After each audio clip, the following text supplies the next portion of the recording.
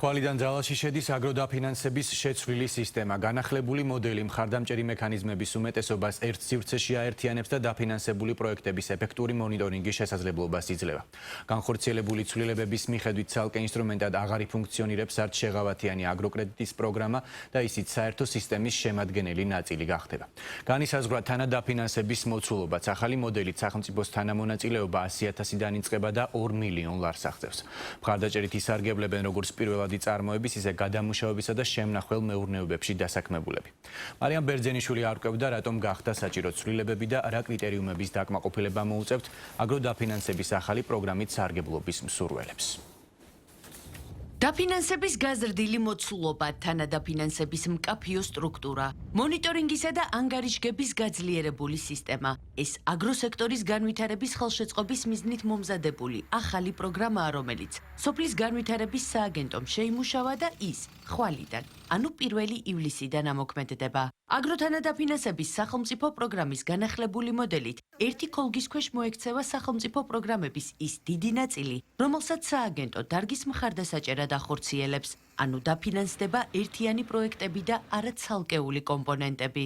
ამასთან განისაზღვრა თანადაფინანსების მინიმალური და მაქსიმალური ზღვარი, რაც რიცხვებში ასე გამოიყურება. 100.000 ლარიდან 2 მილიონ ლარამდე. აღარ მოხდება ჰიბრიდული დაფინანსება. მაგალითად შეღავათიანი სესხი დამოუკიდებელ და აღარ შეიძლება აიღოს კონკრეტული მიმართულებით ბენეფიციარს და შეღავათიანი სესხი ძირითადი საშუალების კომპონენტში ყველაზე დიდი ცვლილება რაც არის მიბმული იქნება საგრანტო კომპონენტთან. ასევე გაუქმდა თანერგემომავლის პროგრამა, რომელიც ძალიან დიდი ხნის განმავლობაში გრძელდებოდა. ეხლა მთლიანად ბაღის გაშენების ღირებულების 50%-ს გადავიხდით, რომელშიც იგულისხმება როგორც სერტიფიცირებული სარგავი მასალის შეძენა, ასევე წვეთოვანის მოწყობა, საყრდენი ბოძების, 1 წლისთვის საჭირო სასუქების შეძენა. რატომ გახდა საჭირო აგროთანადაფინანსების სახელმწიფო პროგრამის შეცვლა და რა მიზანს ემსახურება განახლებული მოდელი? სოფლის განვითარების სააგენტოში აცხადებენ, რომ მნიშვნელოვანია აგროსექტორში თანამედროვე, ეფექტიანი და კლიმატურ პირობებთან ადაპტირებული ტექნოლოგიების დანერგვა, რაც ხელშეუწყობს ქვეყანაში წარმოების ზრდას, პროდუქციის ხარისხის გაუმჯობესებასა და ბაზრის მოთხოვნებთან შესაბამისობის უზრუნველყოფას. ამასთან ახალი პროგრამა დაეხმარება უწყებას საბიუჯეტო თანხები რაციონალურად გადაანაწილოს პრიორიტეტულ სექტორებზე. თუ საგრანტო პროექტი არ ექნება ბენეფიციარს, საგრანტო ხელშეკრულება სესხის გაცემას ვერ მოახდენს.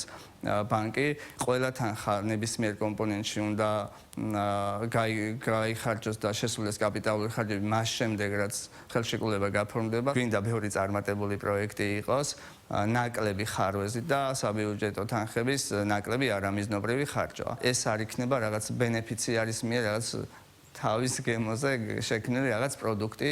აუცილებელი არის მინიმალური სტანდარტი, რომელიც მთლიანობაში შემდეგ პროექტს უფრო მდგრადს და შედეგზე ორიენტირებულს გახდეს. ნიკო ნიკოლაძე 2018 წლიდან სოფლის მეურნეობის დარგშია ჩართული. მის კომპანია აგროკორპს საგარეჯოში 500 ჰექტარ მიწაზე ნუშის ბაღები აქვს გაშენებული, ხოლო კასპში 200 ჰექტარ მიწის ფართობზე ვაშლის ბაღებს ფლობს. როგორც ფერმერი ამბობს, კომპანიას აქამდეც უსარგებლია სახელმწიფო პროგრამით და ბიზნესის გაფართოვების მიზნით პროგრამაში მონაწილეობას მომავალშიც გეგმავს. ნიკო ნიკოლაძის თქმით, ცვლილებები დროულია და დარგისთვის ახალ ეტაპზე გადასვლა იყო საჭირო, რაც კიდევ უფრო მეტად დაახლოვებს სოფლის მეურნეობას ევროპულ სტანდარტებთან, რათა საქართველოში წარმოებული და გადამუშავებული პროდუქცია საერთაშორისო ბაზრებზე მეტად კონკურენტუნარიანი გახდეს.